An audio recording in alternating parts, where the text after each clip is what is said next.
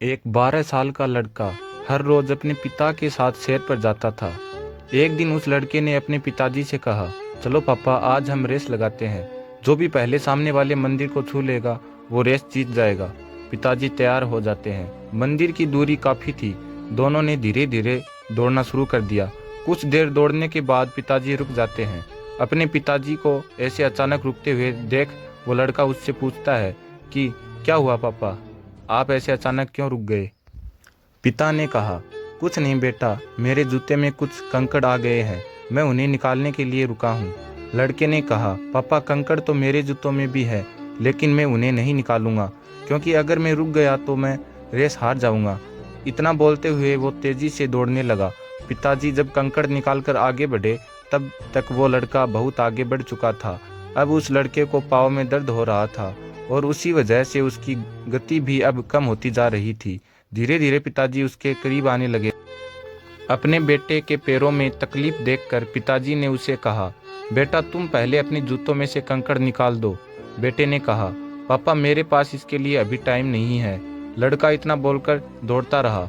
कुछ ही देर में पिताजी उससे आगे निकल गए। कंकड़ों के चुभने की वजह से लड़के को बहुत ज़्यादा तकलीफ हो रही थी और अब उससे चला भी नहीं जा रहा था। वो बोला, पापा, अब मैं और नहीं दौड़ सकता। पिताजी जल्दी से दौड़कर वापस अपने बेटे के पास आते हैं और उसके जूते खोलकर देखने लगते हैं। उन्होंने देखा कि बेटे के पाँव से खून निकल रहा है। वो उसे घर ले जाते हैं और मरहम पट्टी करते हैं। जब बेटों का दर्द कुछ कम होता है तब पिताजी उन्हें समझाते हैं, बेटा, मैंने आपसे कहा था कि पहले अपने कंकड़ों को निकाल लो फिर दौड़ो। बेटे ने कहा, पापा, मैंने सोचा कि अगर मैं रुकूंगा तो मैं रेस हार जाऊंगा। पिताजी ने बेटे से कहा कि बेटा, अगर हमारी ज़िंदगी में कोई समस्या आती है तो हमें उसे ये कहकर नहीं टालना चाहिए कि हमारे पास टाइम नहीं है।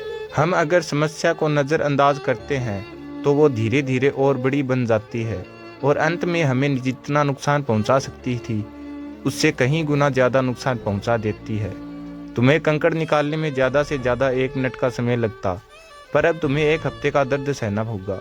हमारी लाइफ ऐसे कई सारे कंकड़ों से भरी हुई होती है। कभी रिश्तों में कड़वाहट आ जाती है तो कभी फाइनेंस को लेकर हम परेशान हो जाते हैं।